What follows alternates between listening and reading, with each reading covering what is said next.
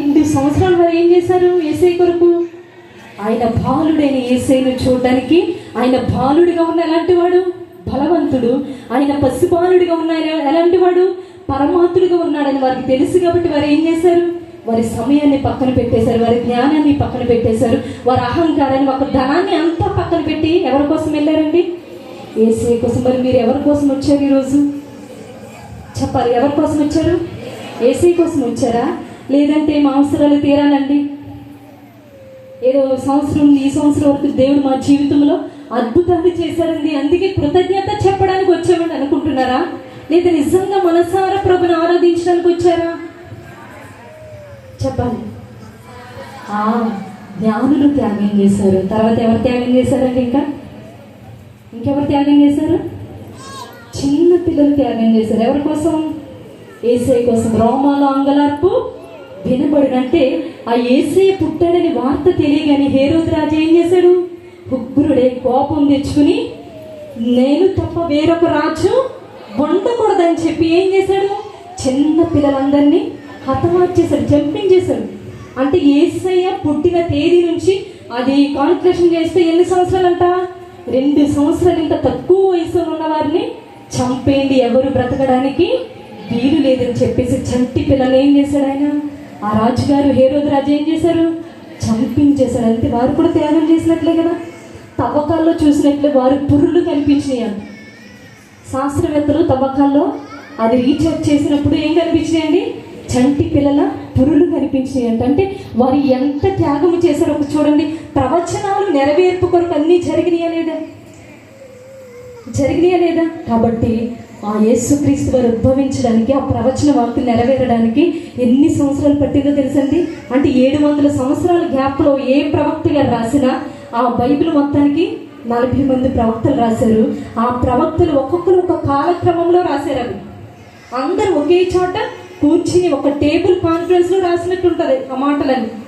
యెషయా గారు రాసిన ప్రవచనం కానీ, మేకా గారు రాసిన ప్రవచనం కానీ, మత్తయి సువార్తలో చదవబడిన ప్రవచనం కానీ, ఇవన్నీ ఎలా ఉంటాయంటే ఒక వ్యక్తి రాసినట్లుగా, ఎవరో దేవుని చేత ఒక వ్యక్తి రాసినట్లుగా ఉంటాయి కానీ ఒక వ్యక్తి రాయలేదు. ఆ ప్రవచన వాక్యాలన్నీ ఒక్కొక్కరు ఒక్కొక్క విధంగా దేవుడు రాయించాడు. ఎవరి వల్ల రాయించినా ఆ కాలాలు సమయాలు ఏవైనా సరే దేవుడు ఒకే రీతిగా అందరినీ దేవుని ఆత్మ చేత వాడుకుని వాటిని వ్రాయించాడు. కనుక క్రిస్మస్ అనేది ఏంటంటే త్యాగంతో కూడిన ఆరాధన. కాబట్టి మనం త్యాగం చేయాలి దేవుని కొరకు. మరి ఏం చేస్తున్నాం మనం? అమ్మ, మీరు ఎవరైనా దేవుని కోసం త్యాగం చేశారా? మీ సమయాన్ని త్యాగం చేశారా? లేకపోతే మీ ఇంట్లో ఉన్న దేవుని కోసం ధనాన్ని త్యాగం చేశారా? అహంకారాన్ని త్యాగం చేశారా? దేవుని కొరకు ఏమి త్యాగం చేసి మనం ఆలోచన చేసుకుంటే ఇప్పటి వరకు మనం ఏమీ చేయలేదనే చెప్పాలి. భక్తులు పూర్వం ఉన్నవారు దేవుని కొరకు ఎంతో త్యాగం చేశారండి. కాబట్టి మనం దేవుని కొరకు ఏం చేయాలి? త్యాగము చేయాలి. త్యాగం అంటే ఏంటంటే గొప్ప చేసే అవసరం. దేవుని కొరకు మనం ఏం చేయాలో తెలుసా? మన సమయాన్ని హెచ్చించి గంటలు టయాన్ని చూసుకుని ప్రార్థన చేయడం కాకుండా ఎలా ప్రార్థన చేయాలి? సమయాన్ని మర్చిపోయి మనకున్న ఈ శరీర సంబంధించిన ప్రతి తలంపులు మర్చిపోయి మనం దేవునితో మాట్లాడడానికి ఇష్టపడాలి. కనుక క్రిస్మస్ అనగా ఏంటండి? క్రిస్మస్ అనగా క్రీస్తుని, గట్టిగా చెప్పాలి, క్రీస్తుని ఆరాధించే వారు ఎలా ఆరాధించాలంటే ఒక త్యాగపూరితమైన సమర్పణ కలిగి ప్రభుని ఆరాధించాలి. కాబట్టి క్రిస్మస్ అనగా ఒక త్యాగంతో కూడినది. కాబట్టి నేను ఇంకొక స్త్రీని జ్ఞాపకం చేయాలని ఆలోచన కలిగాను. ఎందుకంటే ఇది స్త్రీల క్రిస్మస్ కనుక నేను స్త్రీల గురించి జ్ఞాపకం చేయాలని ఆలోచన కలుగున్నాను. ఎందుకంటే పరిశుద్ధాత్మ దేవుడు స్త్రీలను చాలా గొప్పగా వాడుకున్నాడండి. మనం బైబిల్ గ్రంథంలో చూసినట్లయితే స్త్రీలకు చాలా ఆధిక్యత దేవుడు ఇచ్చాడు, చాలా మందికి ఇచ్చాడు. అందులో ఒక్కరిద్దరని మనం చెప్పలేం, కానీ ప్రభుని వెంబడించే స్త్రీలలో ఎక్కువ మంది స్త్రీలే ఉన్నారండి. సిలువ వేసేటప్పుడు కూడా ఎవరు ఉన్నారు? స్త్రీలే ఉన్నారు. పురుషులు ఎవరికాలే పారిపోయి తలుపులు వేసుకున్నారు, కానీ స్త్రీలు మాత్రం యేసయ్యని వెతకడం ప్రారంభించారు, యేసయ్యను వెంబడించడం ప్రారంభించారు. కాబట్టి స్త్రీల పరిచర్య చాలా బైబిల్ గ్రంథంలో అద్భుతంగా దేవుడు రాయించారు. కాబట్టి నేను స్త్రీల గురించి జ్ఞాపకం చేసి నా సందేశాన్ని ముగించాలని ఆశపడుతున్నాను. చూడండి, మత్తయి సువార్త జాగ్రత్తగా వినండి. దావీదు కుమారుడైన యేసుక్రీస్తు వంశావళి.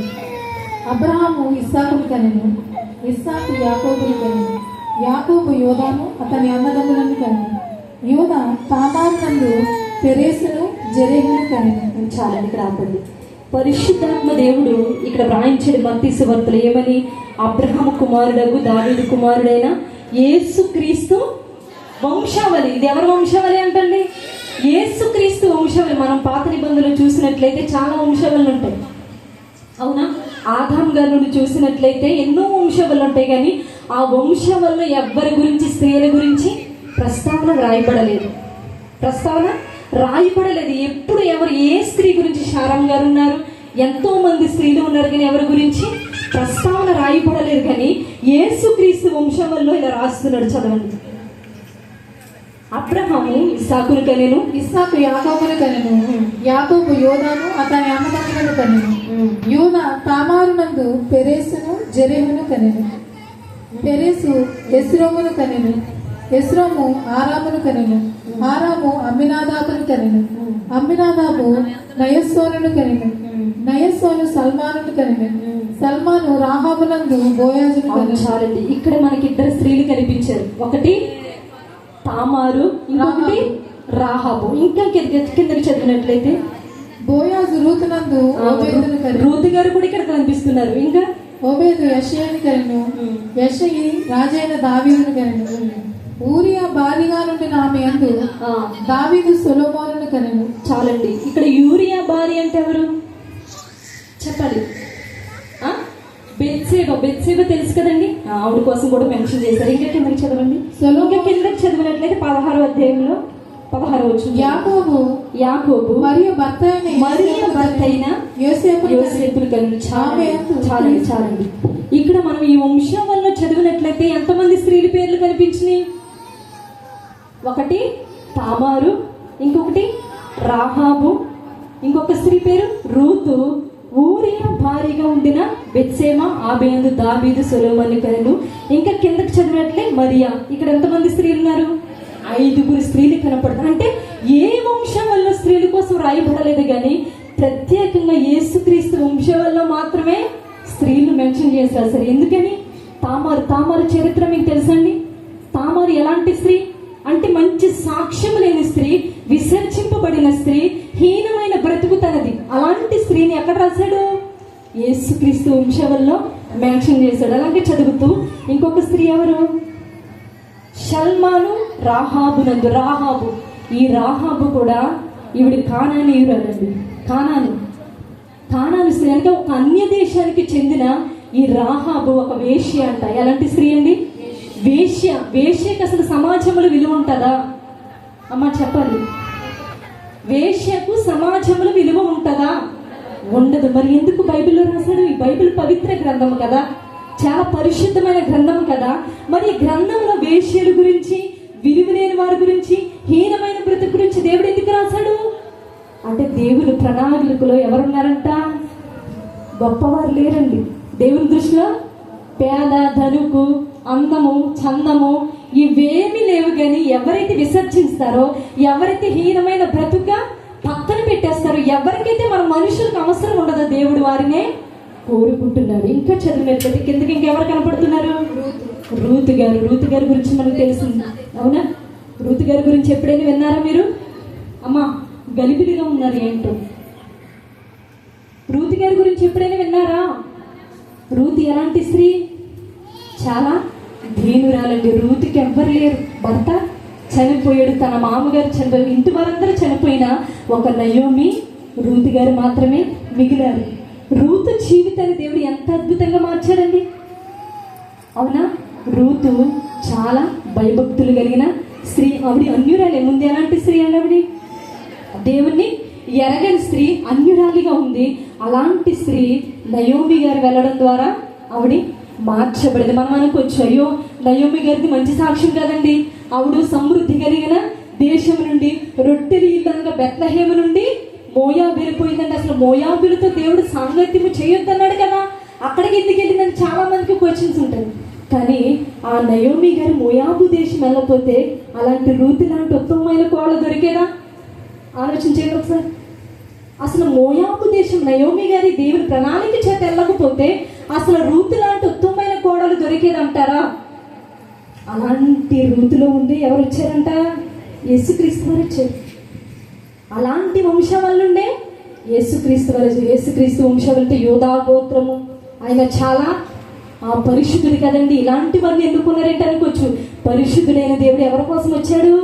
పాపుల కొరకు వచ్చాడు. దేవుడు పాపులు ప్రేమించాడు తప్ప పాపాన్ని అక్కడ అంటించుకోలేదు. దేవుడు పాపుల్ని ప్రేమిస్తూ పరామర్శిస్తూ వారికున్న అయినా దేవుడు హక్కులు చేర్చు. కుష్ఠరోగులు ప్రేమించాడు, పేదవారిని ప్రేమించాడు. దేవుని ప్రేమ అలాంటిదండి. కాబట్టి రూతు ఒక నయోమి ద్వారా రక్షింపబడింది. నయోమి చాలా భయభక్తులు కలిగిన స్త్రీ. మోయాబు దేశం వెళ్ళిన దేవుని మాత్రం విడిచిపెట్టలేదు. మోయాబు దేశం వెళ్ళిన నయోమి విడిచిపెట్టలేదు, దేవుని విడిచిపెట్టలేదు. భర్త పోయినా పిల్లలు పోయినా అప్పుడు రూతు గారితో అంటుంది నయోమి, అమ్మా నేను చాలా సమృద్ధిగా వచ్చాను, ఇప్పుడు రిక్తురాలిగా తిరిగి వెళ్ళాలి కదా, నీకింకా వయసు ఉంది, నాతో నీకెందుకమ్మా, ఇంకా నీకు వివాహం చేయడానికి నా దగ్గర పిల్లలు లేరు కనుక నీవు నీ తోటికోడలు తన తండ్రి దగ్గరికి, తన దేవుడి దగ్గరికి వెళ్ళిపోయిందని రూతు గ్రంథంలో రాయబడి ఉంటుంది. ఆవిడ ఎక్కడికి వెళ్ళిపోయిందంట? వార్ప తన తండ్రి దగ్గరికి, తన దేవుడి దగ్గరికి వెళ్ళిపోయిందంట. కానీ రూతు, అమ్మ ఆ మాట అనవద్దు, నేను నీతోనే వస్తాను, నీ దేవుడే నా దేవుడు, నీ జనమే నా జనము, ఎప్పుడు ఆ మాట అనొద్దమ్మనగానే నయోమి మాటకు లోబడింది. నయోమికి కూడా రూతు మనసు కుదిరిందని నయోమికి అర్థమైంది. వెంట పెట్టి తీసుకెళ్ళింది. ఎలాగైనా రూతు జీవితాన్ని బాగు చేయాలని ఎంతో ప్రార్థన చేసి ఉంటుంది నయోమి. కాబట్టి అలాంటి రూతులో ఉన్న ఎవరు వచ్చారండి? యేసుక్రీస్తు వంశావళి వచ్చింది. ఇప్పుడు తామరి జీవితం చూస్తే విసర్జింపబడిన జీవితమే, హీనమైన జీవితమే, ఎవరికి అక్కరలేని బ్రతుకు. అప్పుడు అసలు ఆ రోజుల్లో ఏమైనా వేశ్యల్ని పాపం చేసేవారిని ఎలా చూసేవారండి? చాలా హీనంగా, వారిని అసలు చాలా హీనాతిహీనంగా చూసేవారు. కానీ యేసుక్రీస్తు వారినే ఈ యేసుక్రీస్తు వంశంలో మెన్షన్ చేస్తూ రాశారు. ఎంత ఆధిక్యతనిచ్చాడు, ఎంత ఎన్నిక చేసుకున్నాడు. అసలు యేసుక్రీస్తు ప్రణాళిక వేరండి.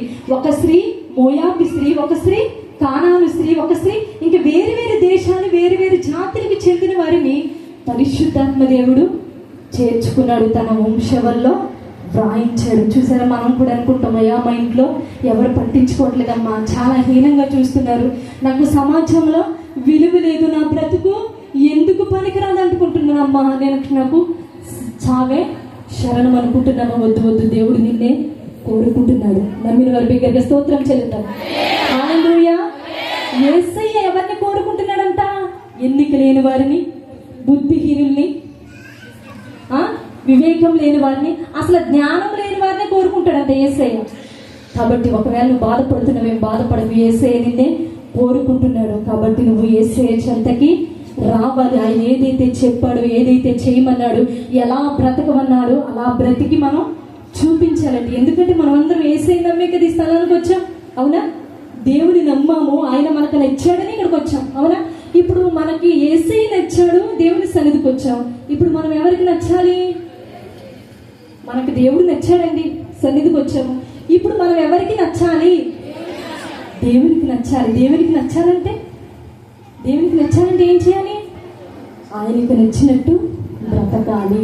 ఆయనకు నచ్చినట్టు బ్రతికు చూపిస్తేనే నిన్ను ఈ తరము, ఇప్పుడు రూతు గారి గురించి, తామారు గురించి, రాహాబు గురించి, ఈ మరియ గురించి మనం ఇప్పుడు చెప్పుకుంటున్నాం కదా, ఈ జీవ గ్రంథంలో రాసి ఉంచాడు దేవుడు, ఈ పరిశుద్ధ గ్రంథంలో రాసి ఉంచాడు కనుక మనము చెప్పుకున్నా. ఆయనకి తెలుసు వీరి పేర్లు చెరిగిపోవడానికి వీరి లేదు, వచ్చే తరము చెప్పుకుంటానే ఉండాలి, వీరి పేర్లు మరుగు చేయబడడం ఆయనకి ఇష్టం లేక యేసుక్రీస్తు వంశవల్లో వ్రాయించాడు. కింద చూసినట్లే ఇంకో పేరేంటండి? ఊరియా భార్యగా ఉండిన బెత్షెబా. ఊరియా భార్య పేరు బెత్షెబా. ఊరియా నీతిమంతుడండి, ఊరియా యథార్థపరుడు, ఒక సైనికుడు. అలాంటి ఊరియాను ఒక కారణం చేత చంపించిన పరిశుద్ధాత్మ దేవుడు ఊరియాని వదలలేదు, ఆమె భార్య అయిన బెత్షెబాని వదలలేదు. ఎందుకు రాయించాడు దేవుడు? దావీదు సొలొమోను కన్నా రాయించవచ్చు కదా. ఇక్కడ అబ్రహాం గురించి చదువుకున్నట్లయితే అబ్రహాము ఇస్సాకును కన్నాడు, అవునా? అబ్రహాం ఎవరిని కన్నాడండి?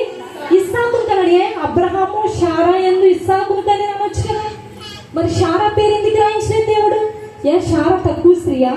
భయభక్తులు లేని స్త్రీయా? శారా ఎలాంటిదండి?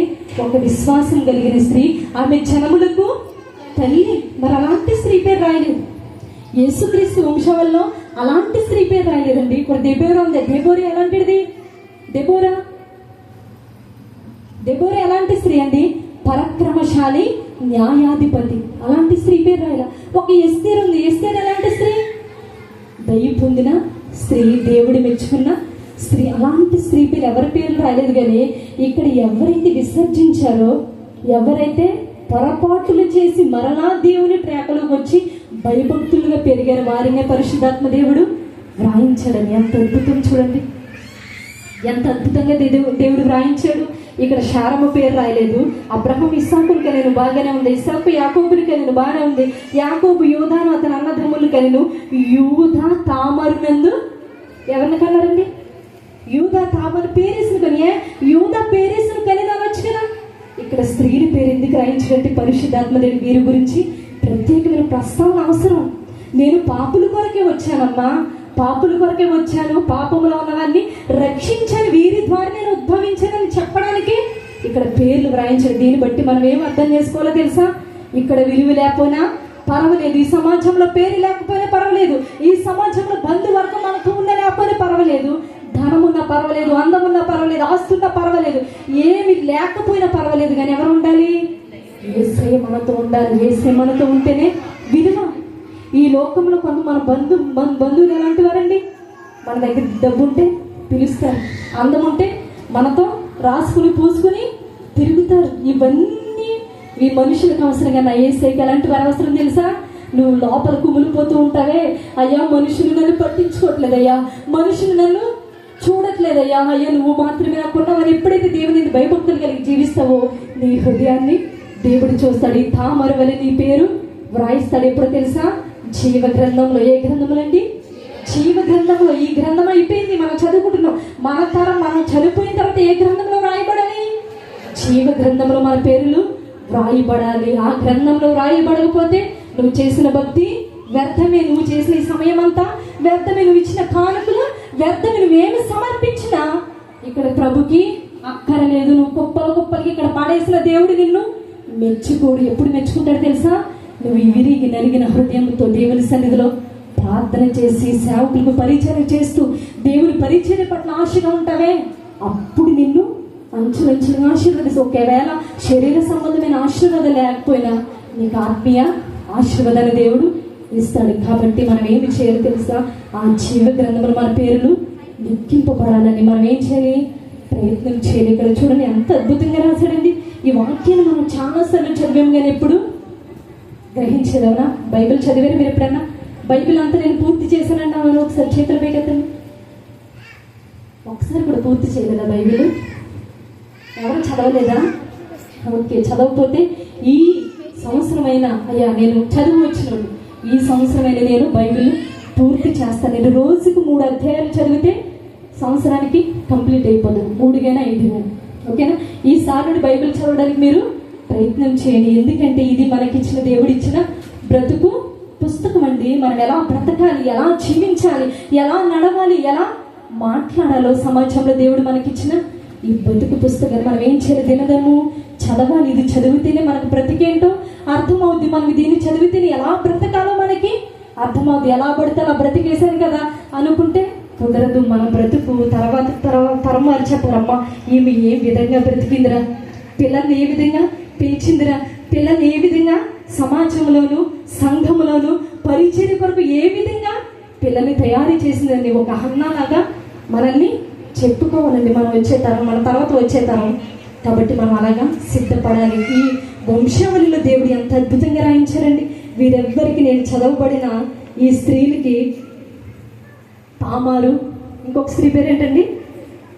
రాహాబు, రూతు, ఈ బెత్సేబా, వీరెవ్వరికి మంచి సాక్ష్యాలు లేవు. రూతు గారికి మంచి సాక్ష్యం ఉంది, కానీ ఆవిడ కూడా చిన్న చిన్న లోపాలు చేసే ఉంటుంది. మనం కూడా అంతే కదా, సహజంగా చిన్న చిన్న లోపాలు చేస్తామా లేదా?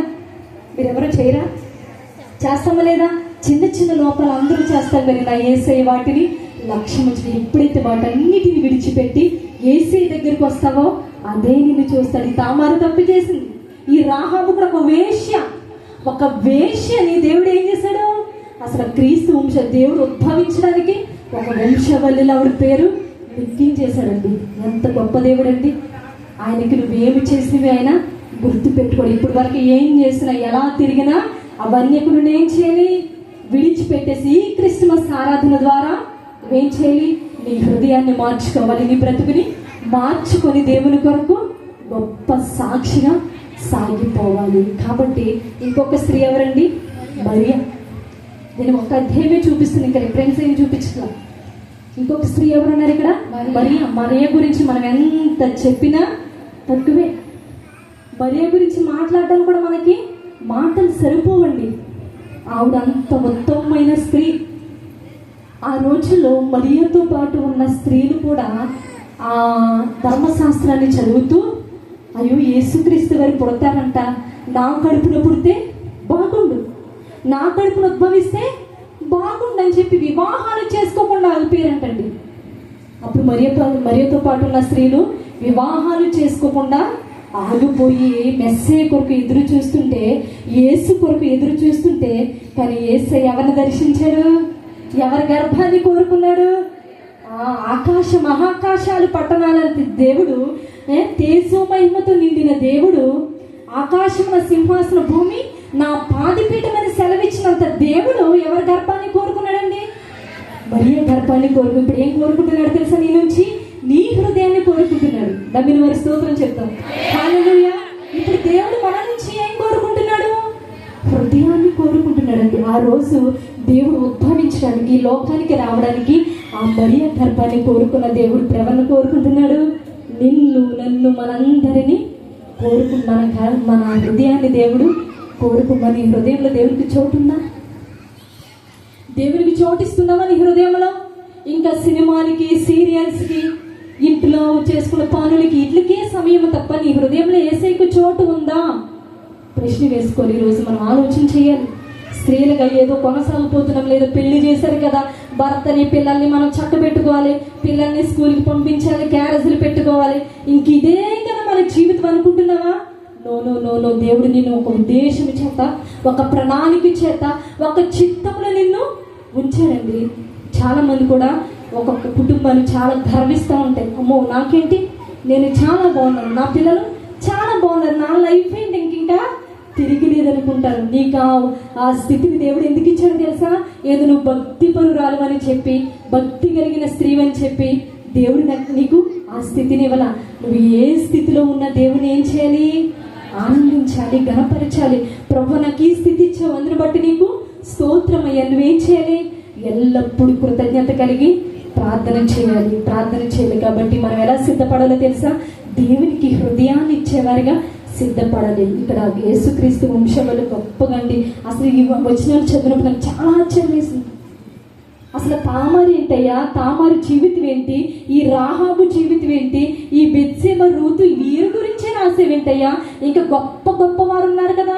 ఆ దెబోరా ఉంది, ఎస్తేరు ఉంది, మిరియాము గారు ఉన్నారు, ఇంకెంతో మంది స్త్రీలు ఉండగా అసలు వీరి కోసమే రాయించేవేంటి? నేను చాలా నాకు ఆశ్చర్యం వేసిందండి నిజంగా. ఇది ఎప్పుడు చాలాసార్లు చదివాను కానీ వాక్యం నాకు హృదయానికి అంటుకొని ఇప్పుడు నన్ను చాలా బలపరిచింది వాక్యం. ఎందుకంటే ఒకవేళ హీనమైన స్థితిలోనే ఉన్నావేమో, దిగజారిపోయే స్థితిలో ఉన్నావేమో, భర్త చేత విసర్జింపబడే స్థితిలో ఉన్నావేమో, పిల్లలకు కూడా నీకు మంచి మర్యాద ఇవ్వకుండా నిన్ను తిడుతున్నారేమో, కొడుతున్నారేమో. నువ్వు బాధపడద్దమ్మా. నీకు యేసయ్య నీకు తోడుగా ఉన్నాడు.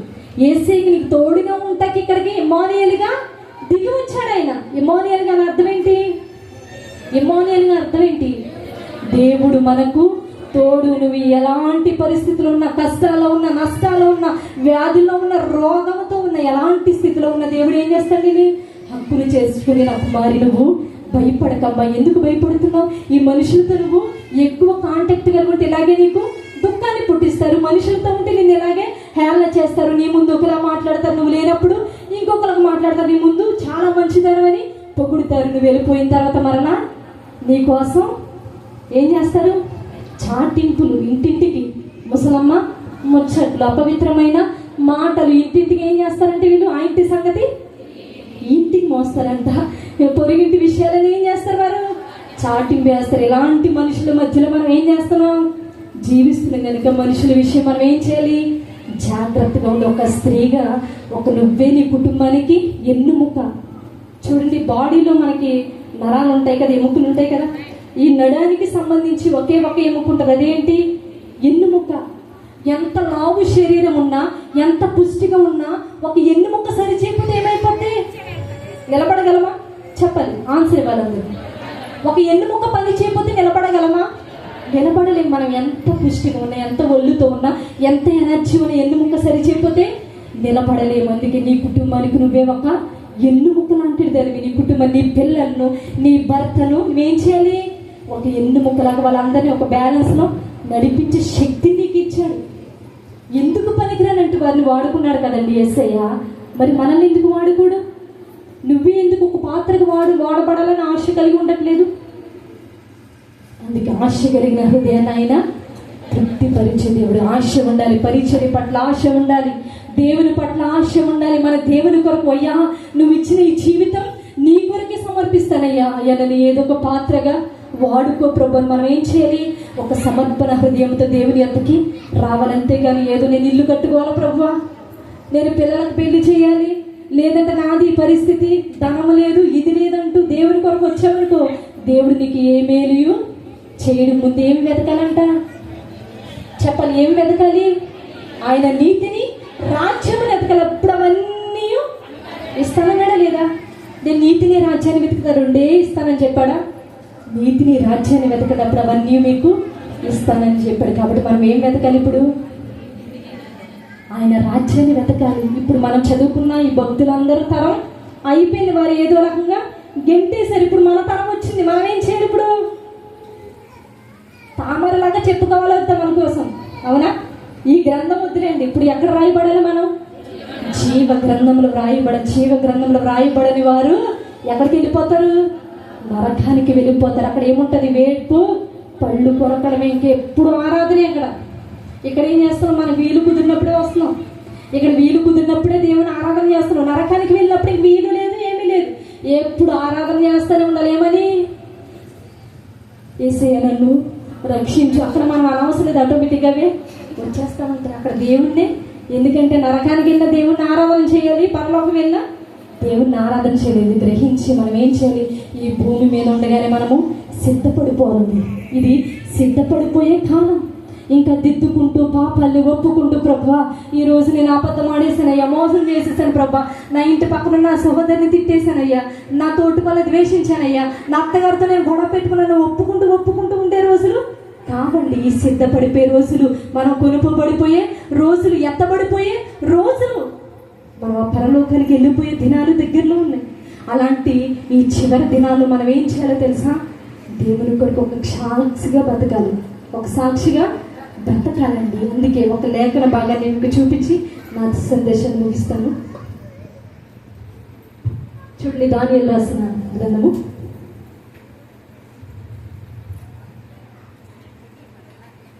12:3.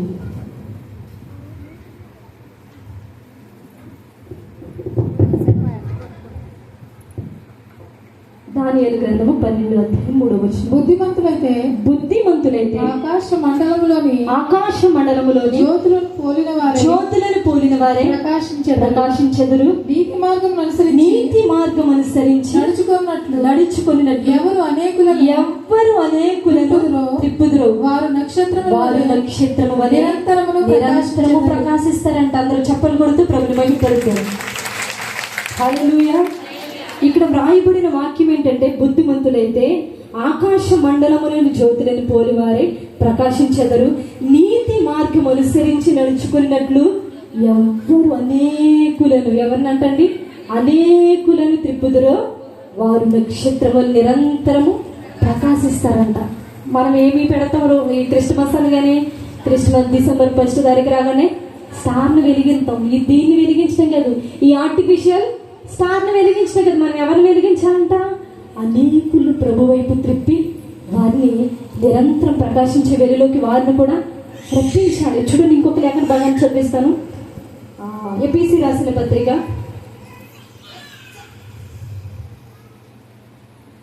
5వ అధ్యాయం 9 నుంచి చదువుతాను. ఎపిసి రాసిన పత్రిక వెలుగు ఫలము సమస్త విధములైన మంచితనము, నీతి, సత్యమని వాటిలో కనబడుచున్నది. 8వ వచనం చదవండి. 8. ఎఫెసీయులకు మీరు పూర్వమందు చీకటి అయి ఉంటిరి, ఇప్పుడైతే ప్రభువునందు వెలుగై ఉన్నారు. చాలండి. ఇప్పుడు మనం పూర్వం ఎలా ఉన్నామంట? చీకటి సంబంధులు అనగా కన్నులు అనుకోండి, లేదంటే దేవుని ఎరుగక పాపంలో బ్రతుకుచున్న మనల్ని దేవుడు ఏం చేశాడు? ప్రభువునందు వెలిగించాడు. మనల్ని ప్రభునందు వెలిగించాడు. అందుకే నేను వెలుగై ఉన్నాను కనుక మీరు లోకమునకు వెలుగై ఉన్నారు. మనం ఏం చేస్తున్నాం? లోకం వద్దయ్య, నా కుటుంబాన్ని ఒక్కదాన్ని నేను వెలిగించుకుంటానంటూ కుటుంబానికి పరిమితం అయిపోతున్నాము. ఇది ప్రభు మెచ్చుకునేదండి? ప్రభు కోరుకునేది అదేనా? కాబట్టి మనం ఏం చేయాలి? అనేకులను ప్రభు వైపు త్రిప్పేవారిగా ఉండాలి. చదవండి కింద 10.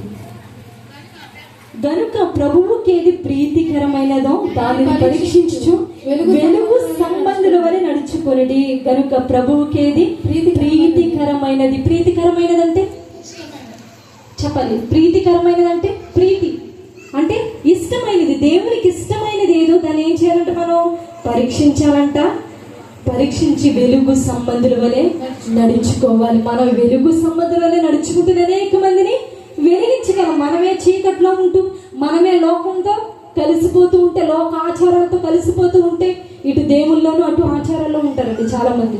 కొంతమంది స్త్రీలు ఏం చేస్తారంటే ఆదివారం వచ్చేసరికి చాలా పరిశుద్ధంగా మొత్తం అసలు ఎంతో దీనంగా వస్తూ ఉంటారు. చూడండి, అదే ఏదో అన్యుల పెళ్లి కావాలండి, ఫంక్షన్ కావాలండి, ఎలా రెడీ అవుతారు? ఎక్కడ లేని అన్ని పక్కింటి వారికి కూడా అరుగు తెచ్చుకుని ఏం చేస్తాం? మరిదా మనమే ఒక మాదిరిగా ఉండకపోతే దేవుడు ఏం చేస్తాడండి? కాబట్టి అన్యుల్లోకి వెళ్ళు, కానీ ఒక ప్రత్యేకమైన జీవితం కలిగి మనం ఉండాలి. వారి సాంప్రదాయాల్లో, వారి చేస్తున్న పనుల్లో మనం పాలు పంచుకోకూడదు. దేవుడు నీకు ఇచ్చిన నిబంధన ప్రకారంగా నువ్వేం చేయాలి? ప్రత్యేకింపబడిన స్త్రీగా ఉండాలి. కాబట్టి ప్రభుకి ఏది ప్రీతికరమైందో దాన్ని పరీక్షించి వెలుగు సంబంధుల వలె నడుచుకోవాలంట. అంటే ఒక జ్యోతి వలె ప్రకాశించాలంటే, ఒక నక్షత్రం వలె నిరంతరము మనం వెలిగింపబడాలంటే ఏం చేయాలి? అనేకులను ప్రభు వైపు త్రిప్పాలి. ముందు మనం వెలిగింపబడాలి. మళ్ళీ మనం వెలిగి ఒకవేళ ఆరిపోయిన దివిటీలుగా ఉన్నారేమో, భక్తిలో ఆరిపోయారేమో, యథార్థతలో ఆరిపోయారేమో, ఎందులో ఆరిపోయారు? ఇప్పుడు ఈ క్రిస్మస్ ఆరాధన ద్వారా ఏం చేయాలి? వెలిగించుకోవాలి. మనం వెలిగించుకోవాలండి. ఒక నక్షత్రం వల్లే ప్రకాశించాలి. మనం ప్రకాశిస్తూ చూడండి, ఇప్పుడు లైట్ పెడతాం కదా, ఆ లైట్ ఉన్నది కూడా చీకటి అక్కడ కనపడుతుందా? చీకటి అంతా పారిపోద్ది. దేవుడు మనల్ని వెలిగించాడు, మనం ఇంకేం చేస్తున్నాం? చీకట్లోనే ఉంటున్నాం, చీకటిలోనే జీవిస్తూ, అయ్యో నేను వెలుగుతూ ఉన్నాను కదా, అనేక మందికి మార్గాన్ని చూపించాలన్న ఆలోచన మనలో లేదు. ఇలాగే ఒక స్త్రీ ఏం చేసింది తెలిసింది? ఊరినే వెలిగించేసింది. ఒక స్త్రీ ఏం చేసింది? ఊరినే వెలిగించేసింది. ఆ స్త్రీ పేరు ఎవరు? సమరయ స్త్రీ. ఆవిడ సాక్ష్యం ఎలాంటిదండి? ఆవిడ సాక్ష్యం ఎలాంటిది? మంచి సాక్ష్యమా? భక్తి కలిగిన స్త్రీయా? యథార్థత కలిగిన స్త్రీయా? దేవుని నమ్ముకున్న స్త్రీయా? వీళ్ళు యూదులు, వారు సమరయులు, వారికి వీరికి సాంగత్యం లేదు.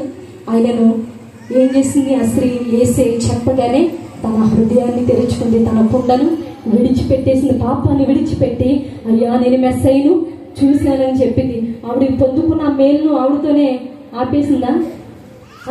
ఇంకెందుకులే, నాకు శాశ్వతమైన దప్పికి తీరిపోయింది, నాకు దేవుడు ఇచ్చేశాడు, ఇంక ఎవరు ఎలా ఉంటే నాకెందుకు అనుకుందండి? ఆ స్త్రీ అనుకోలేదండి. అమ్మో, నా సాక్ష్యం ఎలా ఉన్నా పర్వాలేదు, నన్ను వ్యభిచారంగా చూసినా పర్వాలేదు, వేశ్యగా చూసినా పర్వాలేదు, పాపాత్మురాలైన స్త్రీగా చూసినా పర్వాలేదు, నేను ఎలా అయినా కన్న వాటిని విన్న వాటిని నేను ఊరిలోకి వెళ్ళి చెప్పాలి. నా దేశము, నా జనము, నా సమరయులు ఎవ్వరు నశించిపోకూడదని చెప్పి ఊరిలోకి వెళ్ళిందండి. ఊరిలోకి వెళ్ళి ఏం చేసింది? ఆరిపోయిందా? తన ఒత్తులు వెలిగించుకుని ఏం చేసింది? అందరికి వెలుగులు పంచింది. ఊరినే మార్చేసింది. సమరయ స్త్రీ మాట ఎందుకు వినాలి? ఆవిడ మంచిది కాదు కదా, ఎందుకు వినాలి? ఆవిడ మంచి సాక్ష్యం లేదు కదా, ఎందుకు వినాలి? అమ్మ నువ్వు చెప్పొచ్చావులే, నీ బతికే బాగాలేదు, నువ్వు ముందు సరి చేసుకో అన్నారా? ఆ స్త్రీ మాట కంట లక్ష్యం ఉంచి ఆ స్త్రీ మాట ద్వారా వారందరూ యేసునందు విశ్వసించారంట. ఇదేంటి సాక్ష్యము?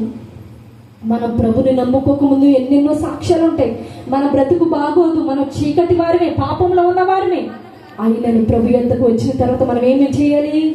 ఆ పాపాన్ని విడిచిపెట్టి పాపులతో సహవాసం చేస్తూ యేసయ్యలాగా ప్రేమను పంచుతూ పాపుల్ని యొద్దకు చేర్చుకున్నమ్మా, ఇంతవరకు చేసావు, ఇంకా విడిచిపెట్టి నువ్వు మారు మనసు పొంది యేసయ్య దగ్గరికి వస్తే నువ్వు వెలిగింపబడతావమ్మా, నీ బ్రతుకు బాగుంటుంది అని చెప్పి మనం ఏం చేయాలి?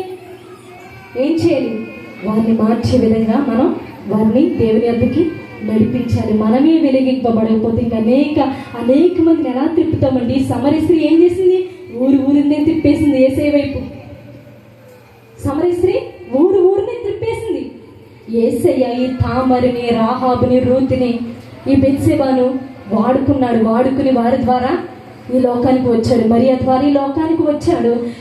వచ్చిన తర్వాత వాళ్ళు మెన్షన్ చేస్తూ రాశాడు. ఇప్పుడు మన గురించి రాయబడాలంటే ఏం చేయాలి? ఒక ఆత్మనైనా రక్షించాలి. ప్రభు అడుగుతాడమ్మా, ఈ లోకంలో నువ్వు ఎంత సంపాదించుకున్నా ప్రభు అడగడు. ఆయన సంతోషించడు.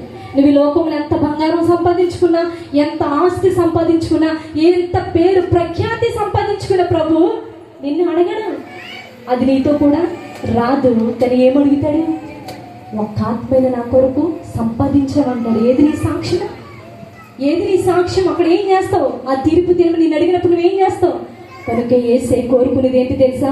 నువ్వెంత సంపాదించుకుని సంతోషించడు, కానీ ఒక పాపి నీ ద్వారా రక్షింపబడితే అది మిక్కిలి ఎంతో గొప్పగా సంతోషిస్తారంట. కాబట్టి మరి మనం ఇక్కడ నుండైనా ఇప్పటి వరకు ఒక ఆత్మనైనా రక్షించలేదేమో, ఒక ఆత్మను కూడా ప్రభు యొద్దకి తీసుకురాలేదేమో. ఈ క్రిస్మస్ ఆరాధన ద్వారా నువ్వేమి సమర్పించుకోవాలి? ఏం తీర్మానం చేసుకోవాలి? అయ్యా, నేను ఈ సంవత్సరమైనా కష్టపడి అయ్యా నీ కొరకు ఒక ఆత్మని తీసుకొస్తానయ్యా, ఒక నక్షత్రం వల్లే ప్రకాశిస్తానయ్యా, నిరంతరము ప్రకాశిస్తాను ప్రభు. నీతి మార్గంలోకి అనేక మందిని త్రిప్పుతాను. నువ్వేం చేయాలి? ఒక తీర్మానంతో, సమర్పణతో బయటికి వెళ్ళాలి. కాబట్టి మనం ఇక్కడ ఏం బ్రతికేమనేది కాదు, కానీ ఉన్న బ్రతుకు దినములు కొంతైనా మనకి ఇంకా టైం లేదండి. మనం చాలా టైం ఉందని ఫీల్ అయిపోతూ ఉంటాం. చాలా టైం ఉందలే, ఇంకా చాలా వయసు ఉంది, మా పిల్లలకి పెళ్ళిళ్ళు చేయలేదు, ఇంకా మనవరాలు ఎత్తుకోలేదు అనుకుంటున్నామేమో. ఎవరు ఏ రోజున మరణిస్తామో, ఎవరు గుండె చప్పుడు ఎప్పుడు ఆగిపోద్దో మనకి తెలియదు. కాబట్టి మనం ఏం చేయాలి? ఈ రోజు నాకు ప్రభు ఇచ్చేదేమో అవకాశం అని ఏం చేయాలి? మనం సిద్ధపడిపోయి దేవుని కొరకు, అయ్యా నీ కొరకు ఇంకా ఏముందయ్యా, నీ కొరకు చేయవలసింది అన్నట్టుగా బ్రతకాలి. అంతేగాని అయ్యా నీ కొరకు ఏమీ చేయలేకపోయిన ప్రభువా, నా జీవితాంతం అయిపోతుంది ప్రభు, నీ కొరకు ఏం చేయలేదంటే ఇంకెప్పుడు చేస్తాం? అయ్యా నీ కొరకు ఇది చేయాలనుకుంటున్నాను, ఈ సంవత్సరం నీ కొరకు ఇది చేస్తాను ప్రభు, ఇది ఇస్తాను ప్రభు, నీ కొరకు ఎలా చేస్తాను, ఎలా బ్రతుకుతానని మనం ఏం చేయాలి? తీర్మానం చేసుకుని దేవుని కొరకు బ్రతకాలని. దిగి బ్రతకంటే దేవుడు నీకు ఉద్దేశం చేత పుట్టించిన ఎందుకో తెలుసా? ఏదో భర్తని, పిల్లల్ని దేనికోసం కాదు, ఒక ప్రణాళికతో నిన్ను పుట్టించాడు. ఈ భూమి మీదకి ఉద్భవించడానికి ఆయన ఎందుకు కృప చూపాడంటే, ఒక సమరయ స్త్రీలాగా నువ్వు అనేకులు త్రిప్పుతావని, ఒక సమరయ స్త్రీలాగా నీ ఊరినే మార్చేస్తావని, ఒక సమరయ స్త్రీలాగా నీ కుటుంబాన్ని మారుస్తావని దేవుడు ఏం చేశాడు? నువ్వు ఆ కుటుంబంలోకి భార్యగా, తల్లిగా, లేదంటే కోడలుగా పంపించాడు. నువ్వేం చేస్తున్నావు? ఎప్పుడు అత్తగారు, మాంగారు వీళ్ళు చేసి చెబుతావు తప్ప, ఎవరు ఎన్ననుకున్నా పర్వాలేదు, ఈ చెబుతూ వదిలేస్తాను. దేవుడి ఏదైతే చెప్పాడో ఈ కుటుంబాన్ని నడిపిస్తూ నేను దేవుని కొరకు ఏదైనా చేస్తానని నువ్వేం చేయాలి? ఒక కంకణము కట్టుకుని సమరయ స్త్రీ వలె గొప్ప సాక్ష్యము పొందాలి. అందుకే దేవుడు ఎలాంటి వారిని వాడుకున్నాడు తెలుసా? ఎన్నిక లేని వారిని, హీనమైన బ్రతుకుని, పనికిరాని వారిని, మంచి సాక్ష్యం లేని వారిని దేవుడు ఎన్నుకున్నాడు. దీన్ని బట్టి నీకు ఇప్పుడు ఒక గ్రహింపు రావాలి. నాకు ఎవరి వల్ల మంచి పిల్లలు రాకపోయినా పర్లేదు, ఎవరు పొగడపోయినా పర్లేదు, ఎవరు పట్టించుకోకపోయినా పర్వాలేదు, నా దేవుడు నాకున్నాడు. నేను చనిపోయిన తర్వాత నా పేరు జీవ గ్రంథంలో రాస్తాడు. అప్పుడు నేను ఒక వెలుగుగా ప్రకాశిస్తాను. నువ్వేం చేయాలి? తీర్మానం కలిగి అదే నిరీక్షణతో దేవుని సన్నిధిలో బ్రతకాలి. ఒక స్త్రీ గురించి జ్ఞాపకం చేస్తానండి. క్రిస్టమస్ అనగా త్యాగం అన్నాం కదా. ఒక స్త్రీ ఉంది అంటే చదువుకునే రోజుల్లో కూడా చదువుకోవడానికి స్త్రీలకి అక్కడ ఆధిక్యత లేని, ప్రాముఖ్యత లేని దినాలలో ఒక స్త్రీ చదువుకుందండి. ఆ స్త్రీ పేరే మేడం క్యూరీ. ఎవరండి చెప్పాలి? ఎవరు? Madam Curie. చాలా మందికి తెలిసే ఉంటుంది. ఈ మేడం క్యూరీ ఏం చేసిందో తెలుసా? ఆవిడ చదువును పూర్తి చేసి ఒక వివాహం చేసుకుంది. వివాహం చేసుకున్న తర్వాత నా జీవితం ఇలాగే ముగిసిపోవడం నాకు ఇష్టం కాదు, నేను ఏదైనా ఒకటి సాధించాలి, నాకు తర్వాత వచ్చే తరానికి నేను ఒక సాక్షిగా నిలిచిపోవాలని ఏం చేసిందో తెలుసా? ఒక పరిశోధన స్టార్ట్ చేసింది. పరిశోధన స్టార్ట్ చేస్తూ దానికి తనకి సపోర్ట్గా ఉన్న భర్త కూడా ఇద్దరూ కలిసి చేస్తున్నారు. ఆ ప్రయోగశాలకి వెళ్తున్నారు. అది చేసి వస్తూ ఆ ప్రయోగ జరిగే క్రమంలోనూ భర్త చనిపోతాడండి. ఆ ప్రయోగం జరిగే క్రమంలో భర్త చనిపోతాడు. ఎందుకంటే రేడియో ధార్మిక పదార్థం అనేది ఒక పదార్థం కనుగొంటారు వాళ్ళు. అది దేనికి సంబంధించిందో తెలుసా? క్యాన్సర్కి సంబంధించింది. అది కనుక్కుంటుంటే తన భర్త చనిపోతాడు. భర్త చనిపోయిన తర్వాత అయినా నిగ్రహం కలిగి, మా భర్త చనిపోయినా పర్వాలేదు, నేను ఎలా అయినా దీన్ని సాధించాలి, సక్సెస్ఫుల్గా దీన్ని సాధించాలని చెప్పి కంకణం కట్టుకుని భర్త బ్రతికే ఉన్నాడని భ్రమలో ఉంటూ తన పిల్లల్ని ప్రయోజకులు చేసి ఈ పరిశోధన చేతు క్రమంలోనూ ఎట్టకేలకు సాధించింది. ఆ రేడియో ధార్మిక పదార్థం వల్ల, రేడియేషన్ వల్ల ఈమెకు కూడా క్యాన్సర్ పుండులు వచ్చేసినాయి. ఒళ్ళంతా క్యాన్సర్ పుండ్లు వచ్చేసినప్పుడు ఇంకా ఆవిడ కూడా అనుకుంది, ఎలా అయినా నేను సాధించాను, చాలు, నా భర్త చనిపోయినా పర్వాలేదు, నా ప్రాణం పోయినా పర్వాలేదు, నా తర్వాత వచ్చే తరానికి ఇలా జరగకూడదు, ఎలా అయినా వారందరూ బ్రతకాలి, ఇది ఉపయోగపడాలని ఆ ప్రయోగాన్ని స్టార్ట్ చేసి ఎలా అయితే సక్సెస్ సాధించింది. ఎన్నో నోబెల్ ప్రైజ్లు ఆమె పొందుకుంది. ఒక మహిళ ఎన్ని నోబెల్ ప్రైజ్లు పొందుకుంది? 6 పొందుకుంది. తన ద్వారా తన భర్తకి ఇచ్చారు, తన ద్వారా తనకి టీచింగ్ చేసిన టీచర్కి ఇచ్చారు. అంటే తన ద్వారా 6 నోబెల్ ప్రైజ్లు. అంటే ఒక స్త్రీ ఏదైనా అనుకుంటే సాధించగలదా? సాధించగలదు. ఒకవేళ సాధించలేదని అనుకుంటున్నావేమో, నీకున్న కష్టాన్ని సాధించలేకపోతున్నావేమో, నీకు సామర్థ్యం లేదని బాధపడుతున్నావు. వద్దు, యేసే నీకు ఈరోజు సామర్థ్యాన్ని ఇవ్వబోతున్నాడు. అనేకులను ప్రభు వైపు తిప్పే గొప్ప ఆకర్షణ నీకు ఇవ్వబోతున్నాడు. కాబట్టి ఆ స్త్రీ అది సాధించి ఆమె చనిపోయిందండి. అంటే తన ఉద్దేశం ఏంటి? నేను చనిపోయినా పర్వాలేదు, నా భర్త చనిపోయినా నా కుటుంబం నాశనం పర్వాలేదు, ఇంకా అనేక కుటుంబాలు నా తర్వాత వచ్చే జనరేషన్ మాత్రం నశించిపోకూడదు, వారికి ఇది ఉపయోగపడాలనే ఆలోచన కలిగి ఆవిడ ఏం చేసింది? అనేకులకు ప్రయోజనకరంగా ఒకటి తయారు చేసింది. ఆవిడ అడిగారు, అమ్మ నువ్వు ఎందుకు తయారు చేస్తావు? నీ ప్రాణాలు పోయేంతగా నువ్వు ఎందుకు ఇలా చేస్తున్నావంటే, అది కదా, ఇది నేచర్లో దేవుడిచ్చేదే, దేవుడిచ్చిన ఔషధమే. నా జ్ఞానాన్ని, కొంత జ్ఞానాన్ని బట్టి ఇది తయారు చేశాను తప్ప నా జ్ఞానము, నా ఆలోచన ఏది కాదు, దేవుడిచ్చిందని చెప్పిందంట. ఎంత గొప్ప సాక్ష్యం అండి. మనమైతే ఏం చేస్తాం? కొంత ఏమన్నా వస్తే ఎగిరిపోతూ ఉంటాం. ఒక పాట పాడడం వస్తే మనం నిలబడలేం, ఏదైనా కొంచెం వాక్యం చదివితే వస్తే నిలబడలేం, ఎంత అతిశయిస్తూ ఉంటామో. భక్తి అనే గర్వాన్ని మనం విడిచిపెట్టాలి, భక్తి అనే అహంని విడిచిపెట్టి, భక్తి అనే ముసుగులో ఉన్నావు తప్ప నిజంగా భక్తి చేస్తున్నావు లేదో నువ్వు క్యాలిక్యులేషన్ చేసుకోలేకపోతున్నావు. కాబట్టి ఇకనుండైనా అయ్యా నీ కొరకు బ్రతికుతాను. ఈ తామర జీవితం ఒకప్పుడు వెలువేయబడిన జీవితమే, ఈ తామర జీవితం ఒకప్పుడు విసర్జింపబడిన జీవితమే, కానీ ఒక విలువైన పాత్రగా నీ గ్రంథంలో రాయించావు కదా. ఈ అహాబు జీవితం కూడా, ఈ రాహాబు జీవితం కూడా ఒకప్పుడు వేసే జీవితం అయ్యా. ఒక అన్యురాలు, కానానీయురాలు అయినా నువ్వు ఒక విలువైన పాత్ర నీ గ్రంథంలో రాయించావు. ఒక రూతి గారి గురించి, ఎవ్వరు లేకపోయినా ఒక అనాథిగా ఉన్నా అయ్యా రూతి గారి గురించి రాయించావు కదా. ఈ బెత్సెబ గురించి కూడా రాయించావు కదా ప్రభు. అలాగే నన్ను కూడా నీ పాత్రగా వాడు, నీ జీవ గ్రంథంలో నా పేరు ఉండాలయ్యా. ఇక్కడ ఎక్కడ నా పేరు లేకపోయినా పర్వాలేదు, ఇక్కడ ఎక్కడ నాకు విలువ లేకపోయినా పర్లేదు, కానీ నీ గ్రంథంలో నా పేరు ఉండాలి. ఎందుకంటే రాకడలో సార్వత్రిక సంఘములో నీ పేరు పెట్టి పిలుస్తాడండి. దాన్ని మన స్తోత్రం చెల్లిద్దాం. సార్వత్రిక సంఘంలో నీ పేరెట్టి పిలవాలంటే ఏది? నీ భక్తి జీవితం. సార్వత్రిక సంఘంలో నువ్వు అక్కడ కనబడాలంటే ఏది? నువ్వు చేస్తున్న ప్రభు కొరకు చేస్తున్న భక్తి జీవితము, త్యాగము, దేవుని కొరకు ఏం చేస్తున్నావు? కనీసం కష్టపడుతున్నామా? పరిచర్య చేస్తున్నామా? కాబట్టి మనం ఎప్పుడు ఆలోచన కలిగి దేవుని కొరకు బ్రతకలయ్యా. నీ జీవ గ్రంథంలో నా పేరు ఉండాలి, నీ జీవ గ్రంథంలో నా కుటుంబం పేరు ఉండాలి, నా భర్త పేరు, నా పిల్లల పేరు ఉండాలయ్యా. అది మనం ఏం చేయలేకుంటే సిద్ధపడుతూ ప్రభు కొరకు మనము ఎదురు చూడాలి. ఆయన పుట్టాడంటే ఆయన పుట్టేశాడు, వచ్చాడు, ఎన్నెన్నో చేశాడు, మనకు అద్భుతాలు చేశాడు, సూచక్రియలు చేశాడు. మరలా తండ్రి చిత్తాన్ని నెరవేర్చి ఆరోహణమై వెళ్ళిపోడు. ఆయన ఏ రీతిగా వెళ్ళాడు, మనం కూడా ఎలా వెళ్ళాలి? అదే మార్గంలో వెళ్ళాలి. కాబట్టి ఆయన బాలుడు కాదు, బలవంతుడైన దేవుడు, పసివాడు కాదు, ఆయన పరమాత్ముడు.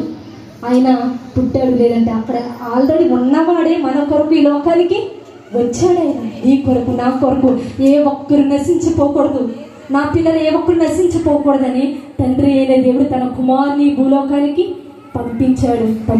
కాబట్టి మనం అది గ్రహించి దేవుని కొరకు సిద్ధపడాలి. తామరులాగా ఇలా స్త్రీలాగా ఈ జాబితాలో మనం ఉండాలంటే దేవుని కొరకు సిద్ధపడాలండి. శారం ఎంతో విశ్వాసం కలిగిన స్త్రీని రాయించబడలేదు కాబట్టి ఆయనకి గొప్పవారు అవసరం లేదు. ఎందుకు పనికిరానని వారు, మనుషుల చేత విసర్జింపబడిన వారు దేవునికి అవసరం. కాబట్టి ఒకవేళ నువ్వు ఆ స్థితిలో ఉన్నావేమో దేవుడు నిన్ను కోరుకుంటున్నాడు. ఇప్పుడు నువ్వు ఆయన చెంతకు రావాలి. వచ్చిన నీవు, వెలిగింపబడిన నీవు ఎవరి కొరకు బ్రతకాలి? దేవుని కొరకు బ్రతికి సమరయ స్త్రీలాగా ఒక నక్షత్రం, నిరంతరం ప్రకాశించే నక్షత్రము వలె దేవుని కొరకు వెలిగింపబడుతూ ఆ సమరయ స్త్రీలాగా మనం ఏం చేయాలి? మన ఊరినే మార్చేయాలండి. కాబట్టి అలాంటి కృప స్త్రీలు అయిన మనందరికీ దేవుడు అనుగ్రహించుగాక. ఆమేన్.